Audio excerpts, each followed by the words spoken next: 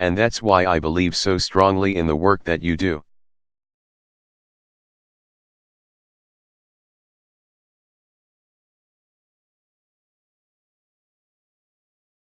It's the dreamers, no matter how humble or poor or seemingly.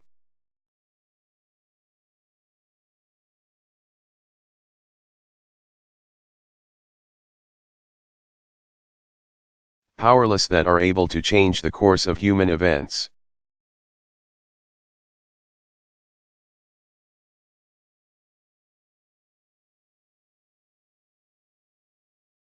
We saw it in South Africa, where citizens stood up to the scourge of apartheid.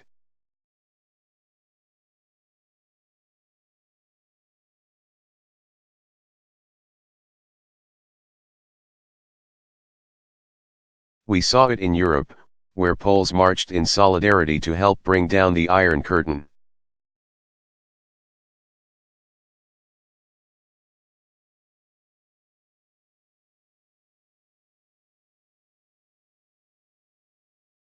In Argentina, where mothers of the disappeared spoke out against the dirty war.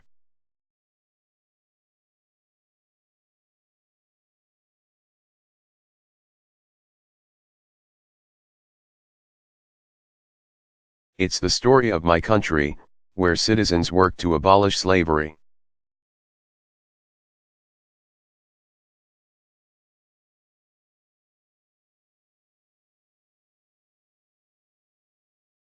And establish women's rights and workers' rights, and rights for gays and lesbians.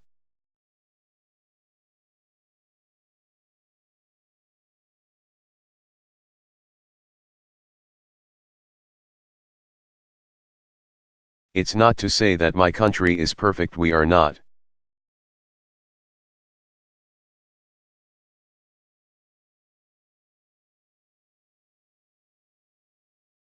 And that's the point. We always have to have citizens who are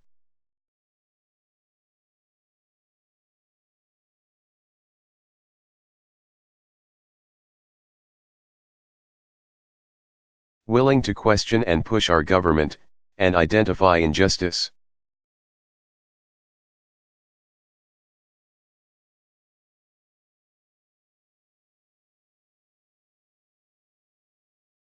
We have to wrestle with our own challenges, from issues of race to policing to inequality.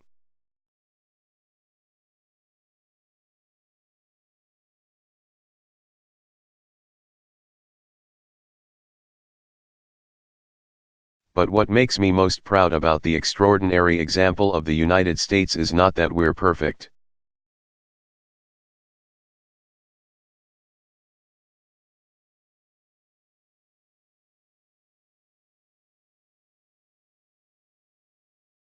But that we struggle with it.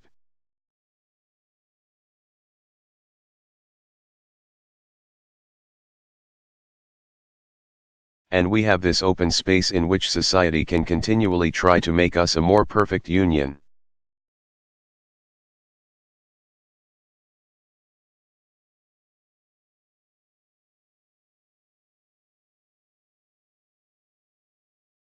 We've stood up, at great cost, for freedom and human dignity, not just in our own country, but elsewhere.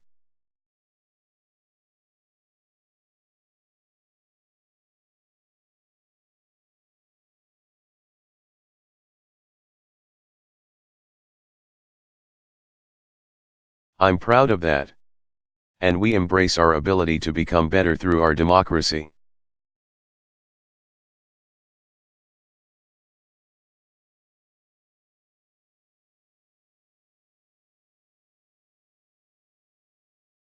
And that requires more than just the work of government.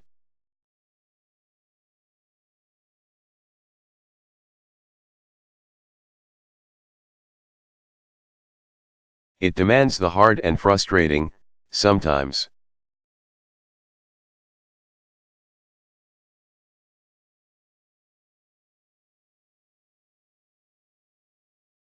But absolutely vital work of ordinary citizens coming together to make common cause.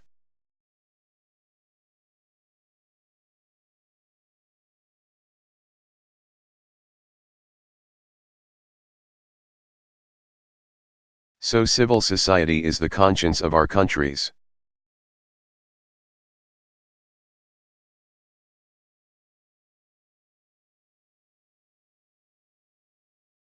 It's the catalyst of change. It's why strong nations don't fear active citizens.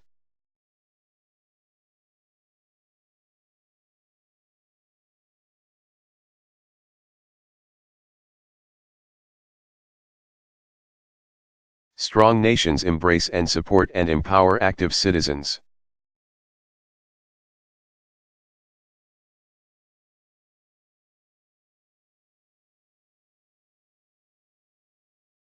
And by the way, it's not as if active citizens are always right, they're not.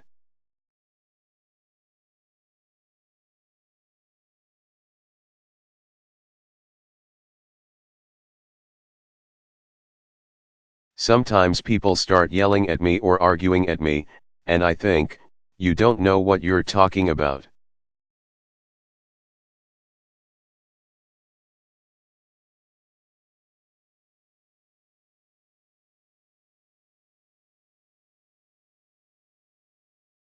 But sometimes they do. And the question is not whether they're always right, the question is,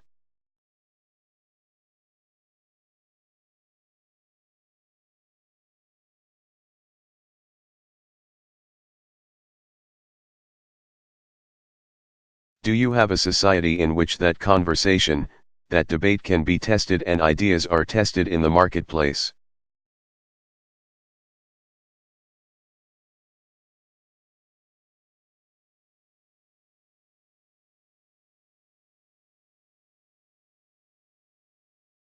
And because of the efforts of civil society, now, by and large,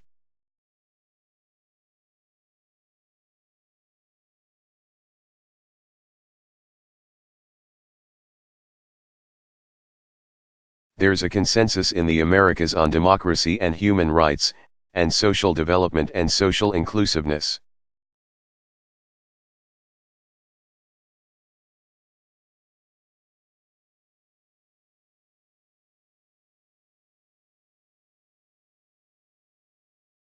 I recognize there's strong differences about the role of civil society.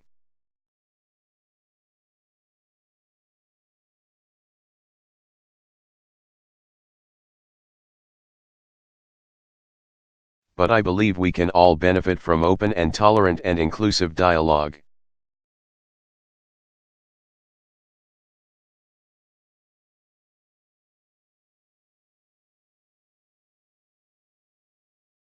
And we should reject violence or intimidation that's aimed at silencing people's voices.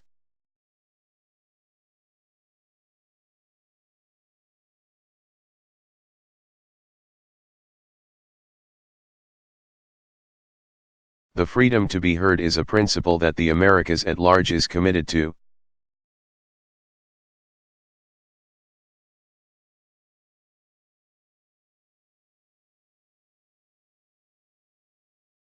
And that doesn't mean, as I said, that we're going to agree on every issue.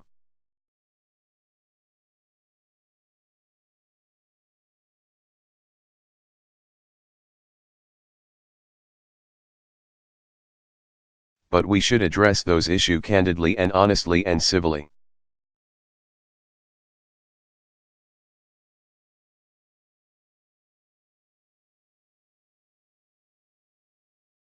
And welcome the voices of all of our people into the debates that shape the future of the hemisphere.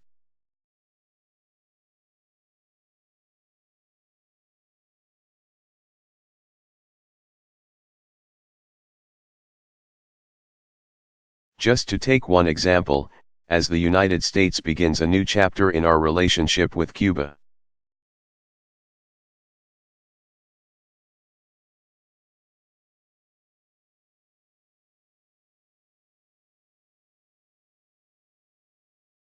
We hope it will create an environment that improves the lives of the Cuban people, not because it's imposed by us.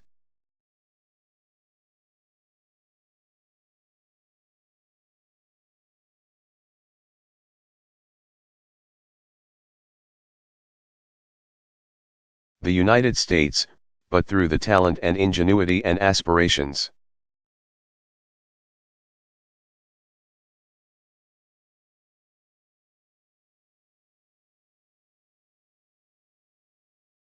And the conversation among Cubans from all walks of life so they can decide what the best course is for their prosperity.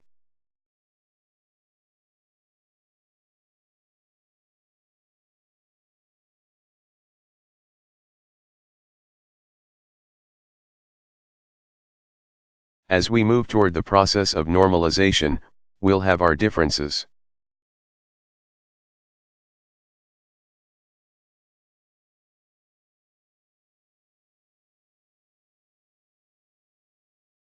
Government to government, with Cuba on many issues just as we differ at times with other nations within the Americas.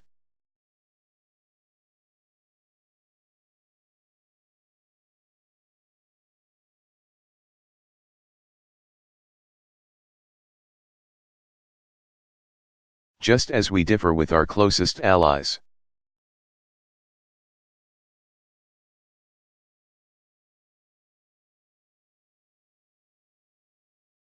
There's nothing wrong with that. But I'm here to say that when we do speak out,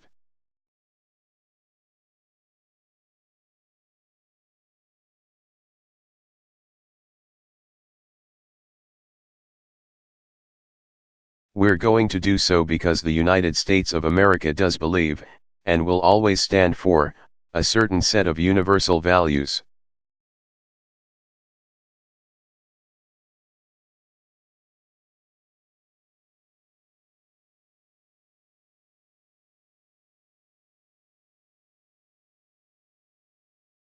And when we do partner with civil society,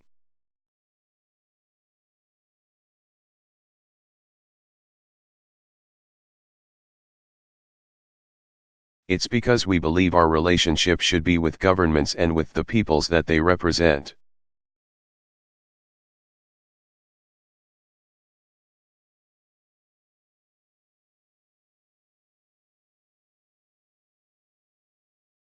It's also because we believe that your work is more important than ever.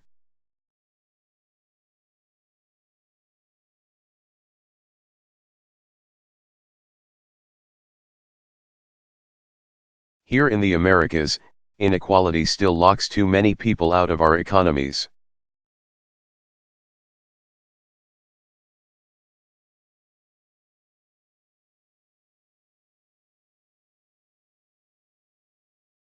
Discrimination still locks too many out of our societies.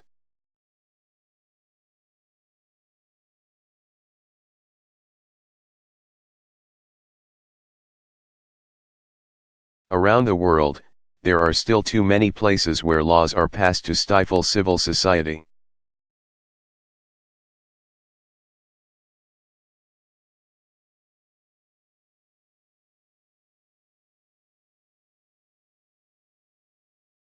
Where governments cut off funding for groups that they don't agree with.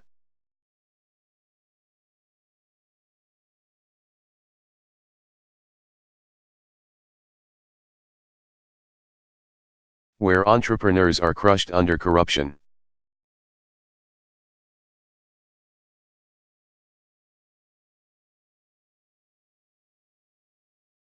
Where activists and journalists are locked up on trumped up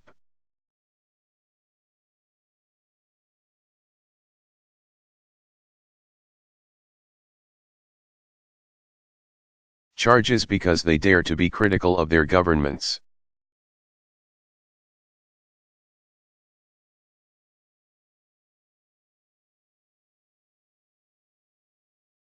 Where the way you look, or how you pray, or who you love can get you imprisoned or killed.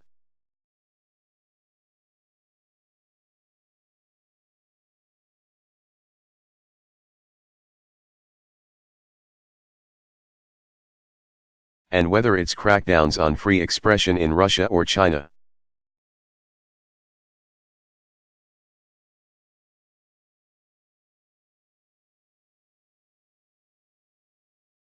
Or restrictions on freedom of association and assembly in Egypt, or prison camps run by the North Korean.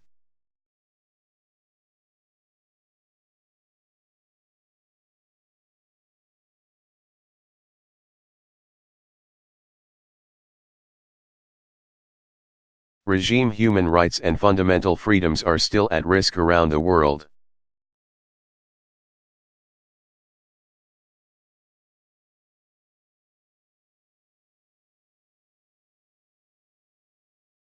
And when that happens, we believe we have a moral obligation to speak out.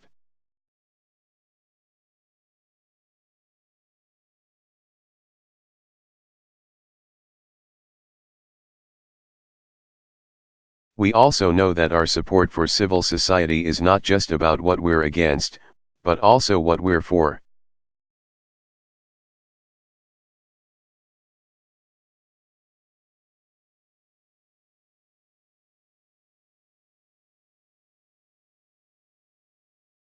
Because we've noticed that governments that are more responsive and effective are typically governments where the people are free to assemble.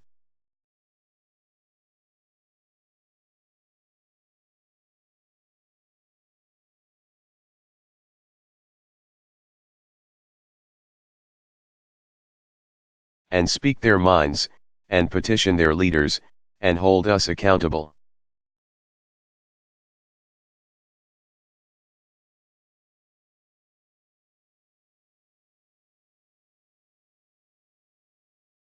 We know that our economies attract more trade and investment when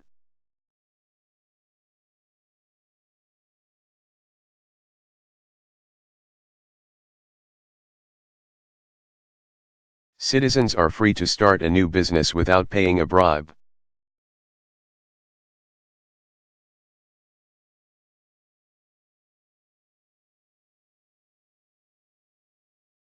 And, increasingly, civil society is a source of ideas about everything from promoting transparency and free expression.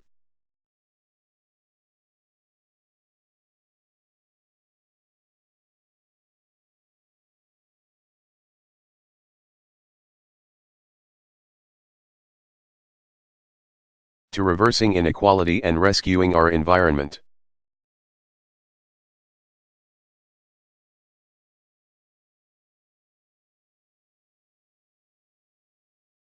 And that's why, as part of our Stand with Civil Society initiative,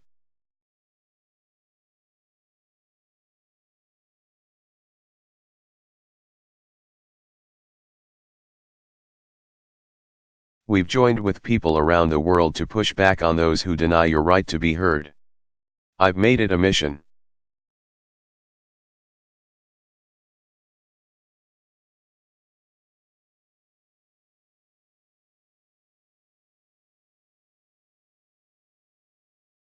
Of our government not only to protect civil society groups,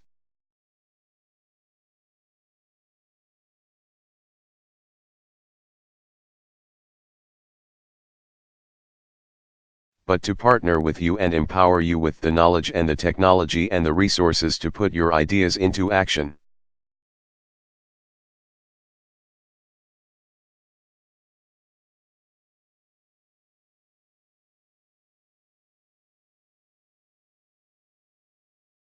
And the U.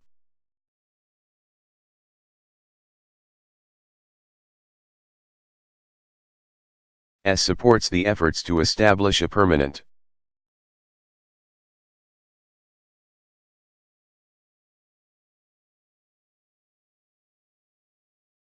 meaningful role for civil societies in future summits of the Americas.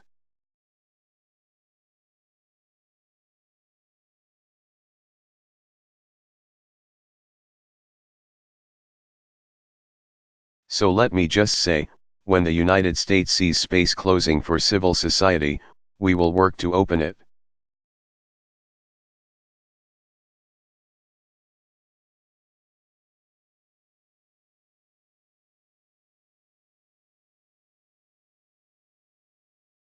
When efforts are made to wall you off from the world, we'll try to connect you with each other.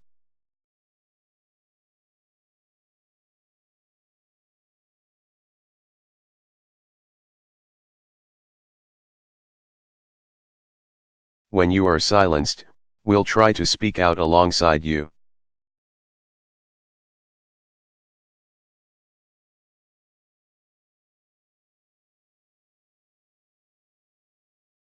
And when you're suppressed, We want to help strengthen you.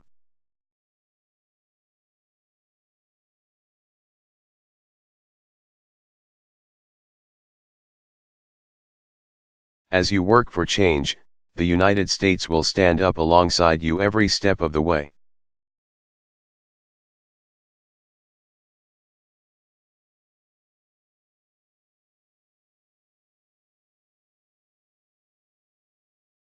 We are respectful of the difference among our countries.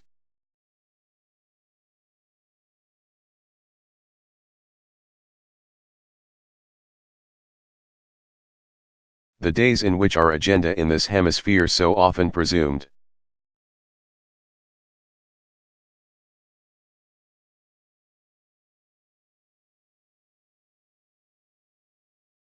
that the United States could meddle with impunity, those days are past.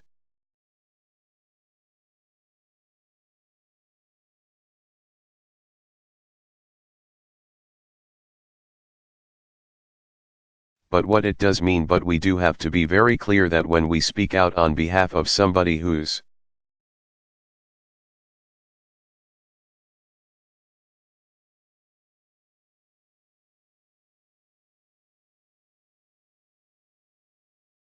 been imprisoned for no other reason than because they spoke truth to power.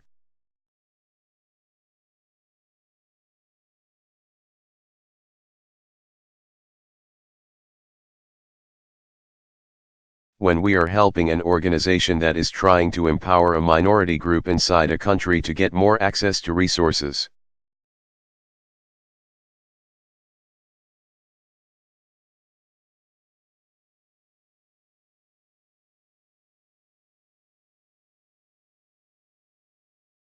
We're not doing that because it serves our own interests, we're doing it because we think it's the right thing to do.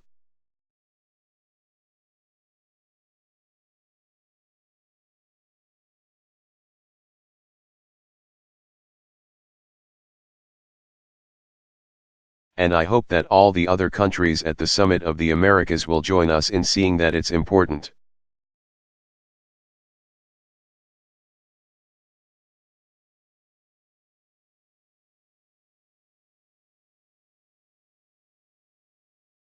Because sometimes, as difficult as it is, it's important for us to be able to speak honestly and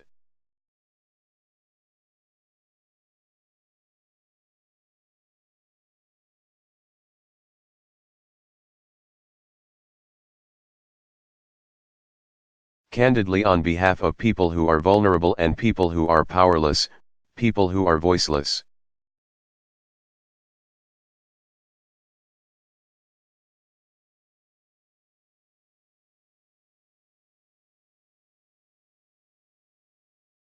I know, because there was a time in our own country where there were groups that were voiceless and powerless.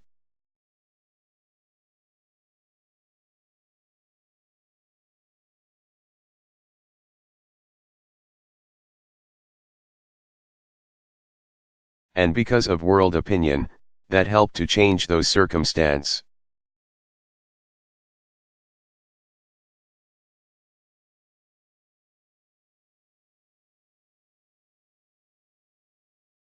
We have a debt to pay, because the voices of ordinary people have made us better.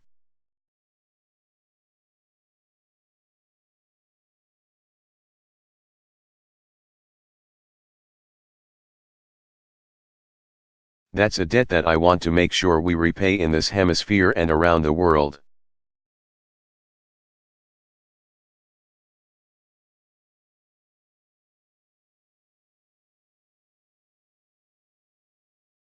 Thank you very much, everybody.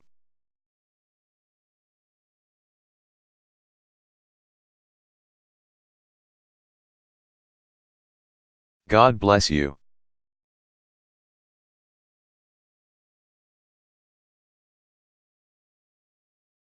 Barack Obama.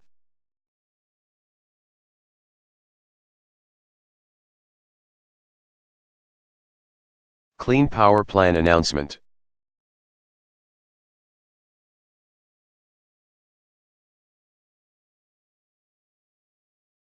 Delivered August 3, 2015, White House, Washington, D.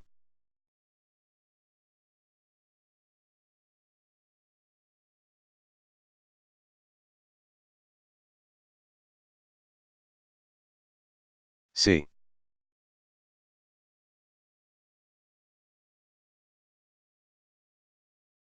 Well, good afternoon everybody.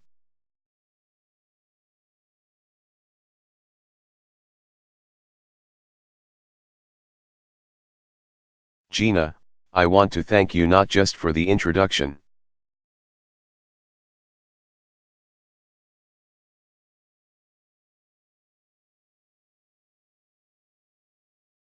but for the incredible work that you and your team have been doing not just on this issue,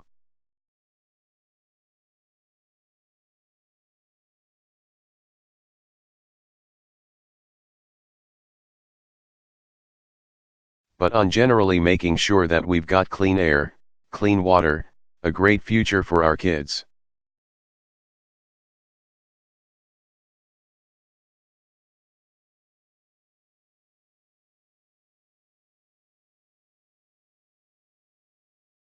I want to thank all the members of Congress who are here, as well, who have been fighting this issue.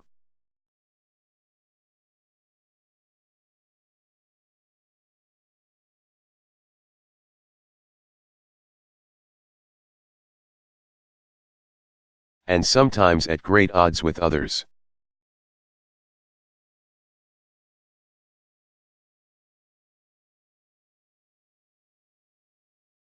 But are willing to take on what is going to be one of the key challenges of our lifetimes and future generations.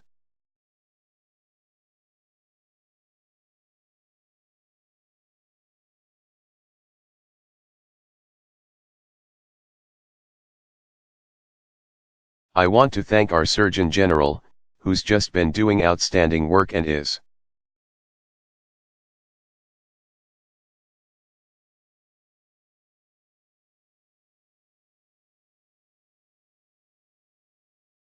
helping to make the connection between this critical issue and the health of our families.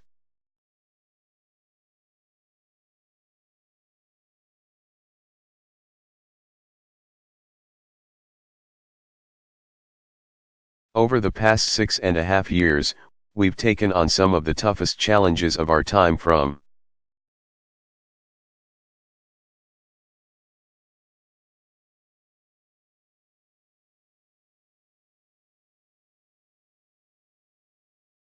rebuilding our economy after a devastating recession, to ending our wars in Iraq and Afghanistan and bringing almost all of our troops home.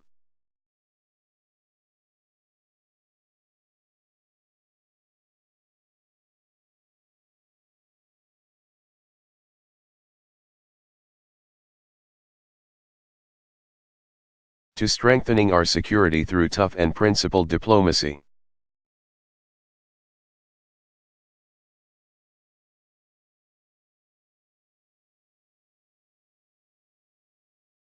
But I am convinced that no challenge poses a greater threat.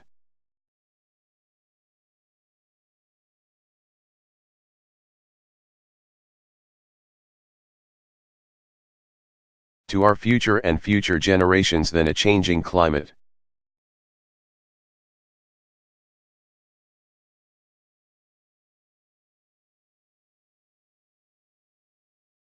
And that's what brings us here today.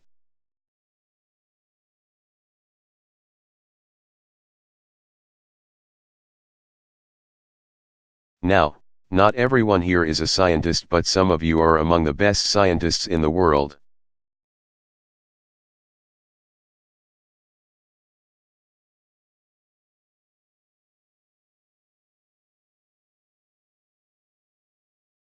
And what you and your colleagues have been showing us for years now.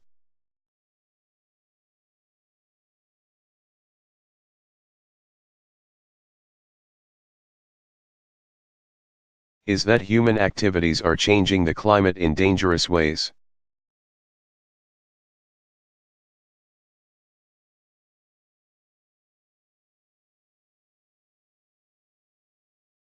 Levels of carbon dioxide, which heats up our atmosphere, are higher than they've been in 800,000 years.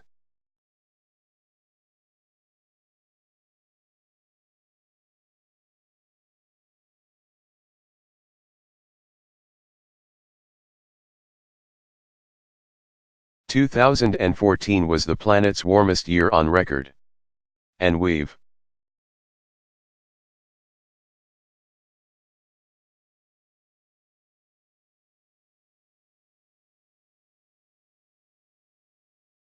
been setting a lot of records in terms of warmest years over the last decade.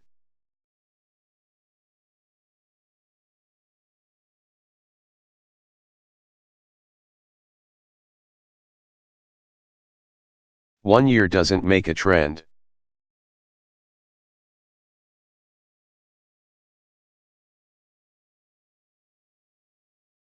But 14 of the 15 warmest years on record have fallen within the first 15 years of this century.